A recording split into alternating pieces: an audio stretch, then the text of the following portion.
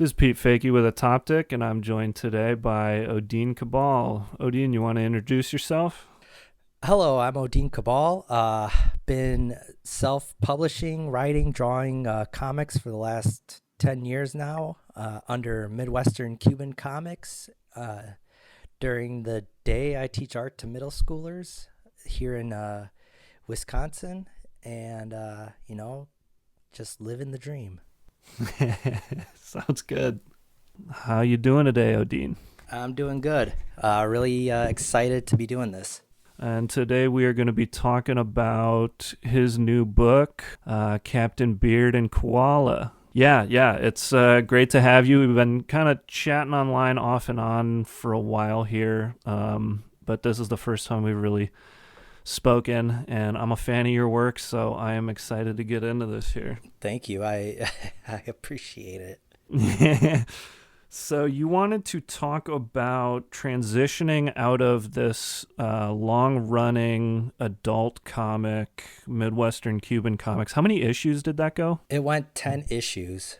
Uh-huh. And that was about 10 years you were working on it, is that right? Yeah. I would do about an issue a year, and they would go from anywhere from like 32 pages to 40 pages. So they were pretty chunky comics.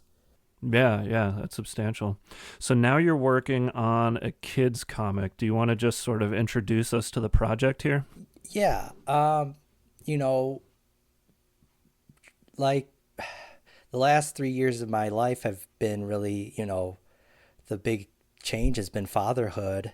And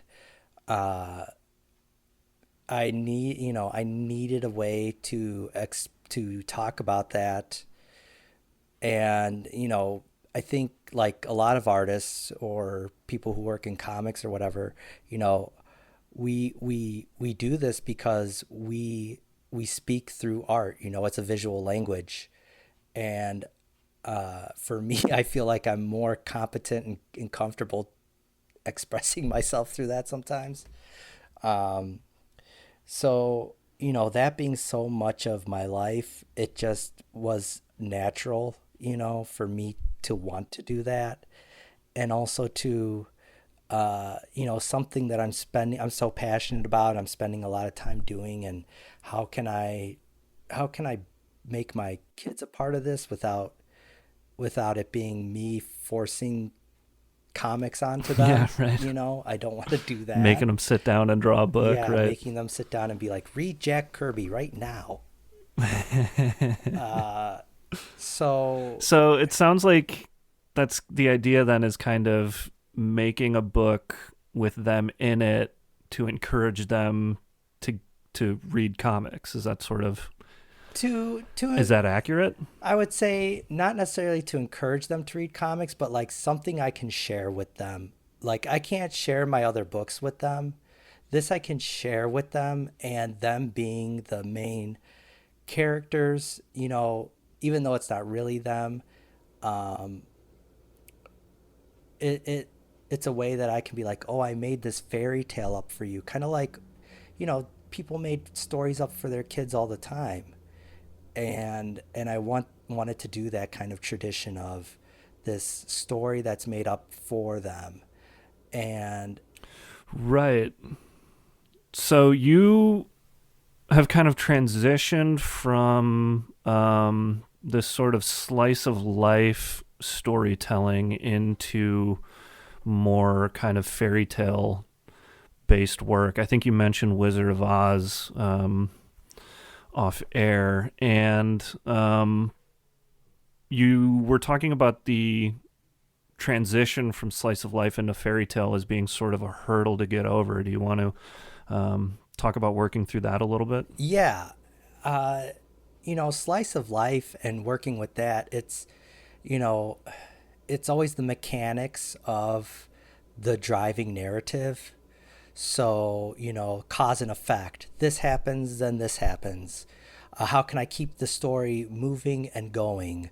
Well, if Pito and Maria need the rent money, how are they going to get the rent money? And then how are they going to lose it again? And then how are they going to get it again to keep the story going and to keep keep the gags going and keep the drive going and to bring other characters in and to move them out of the house, right? And that's Right. so much of slice of life is the everyday occurrences and how they move us forward through the day. And all those problems that we come up, every day we go through 50 different problems. We're problem solving all day long. And that's, like I said, that's very cause and effect driven. But when I sat down and I first started drawing this, and it really started when the pandemic happened, that's when I really got serious about it. The first time I sat down and drew out a couple of pages, it didn't feel right. And the problem was I was getting too bogged down in narrative and exposition.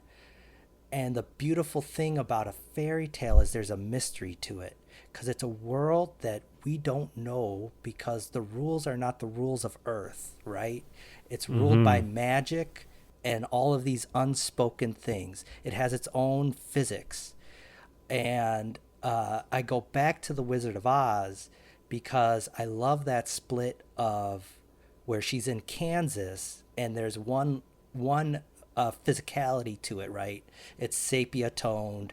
It's ruled by our normal natural world, and then when she ends up in Oz, she has to learn the rules of the world, right? She plucks the apple from the tree, but the tree's alive, right? And things don't make sense, and they never try to explain it to you. We just know she's trying to get home, and she's in a world that she does not know the rules. But they never stop, and they're like, well, Oz exists in this dimension, and in this dimension this and this happens. That doesn't happen. So that's where I had to kind of deconstruct my brain and to give enough that the reader can follow, but not too much that it starts to feel a little too grounded in reality. Yeah, that's really interesting. And I was flipping through the Midwestern Cuban stuff the other day and sort of comparing it with the pages that you sent me from Captain Beard. And now that you mention it, I think your Captain Beard pages are a lot more sparse in your dialogue. And sort of the way your character talks is they just sort of say, like, here's who I am, and we go from there. It's not as much cause and effect. And that too was like reading the first couple of pages I wrote when I first started. That was another thing, is that it didn't sound like my kids. And I started to have to really listen to them.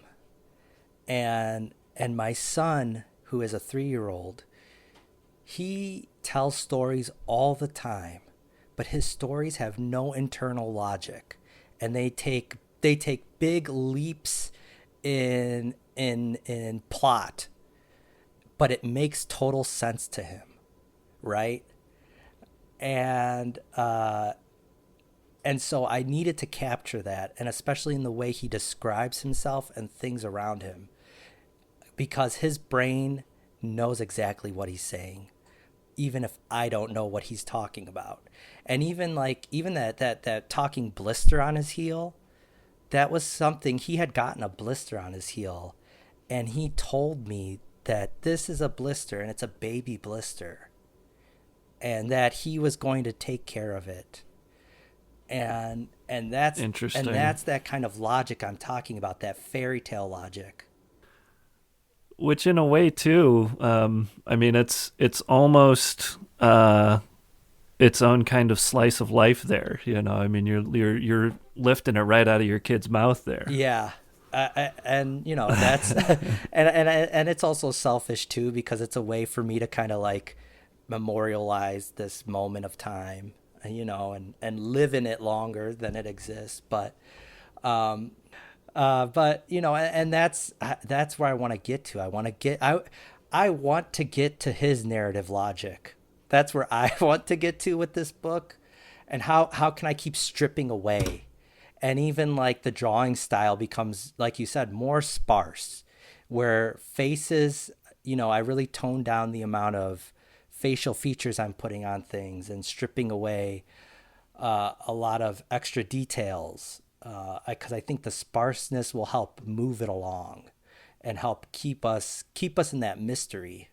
How was it switching from black and white to color? I know you've been coloring covers for a long time, Oh, but that was to my another knowledge, you haven't done. that was another hurdle. That was what? That was another Yeah, hurdle. sure. I've never been, even in fine arts when I was getting my bachelor's and all that, I've never been the biggest color guy.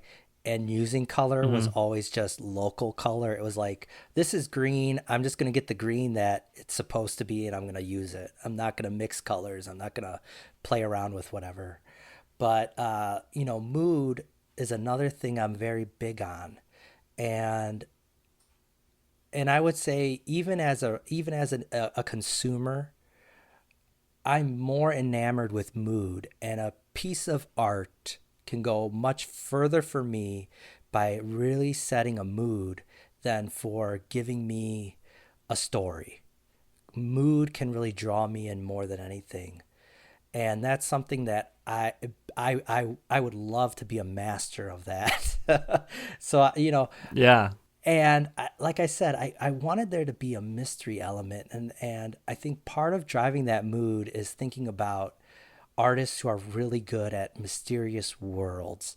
And even though they don't make children's media, I found what David Lynch and Nicholas Winding Refn does with color really adds mystery, a mood of mystery to their work. So looking at those palettes, I really wanted to try and capture them when they enter the world of the fairy tale.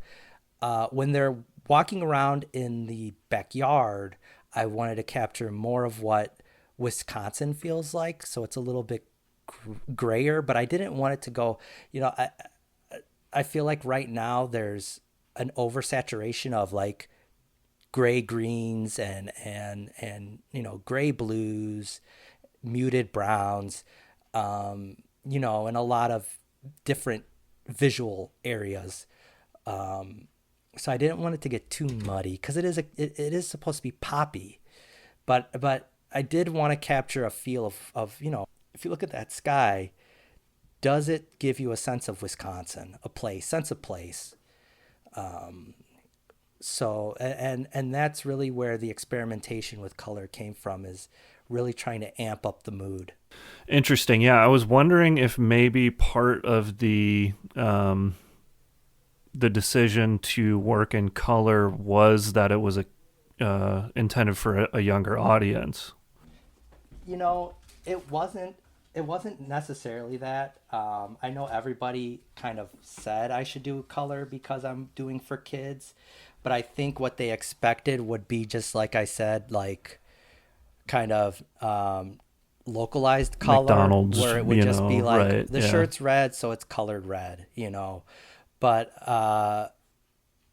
But when I decided to do it color, it was really more of a it was more of just it needed to set that tone of we're entering a world we don't know.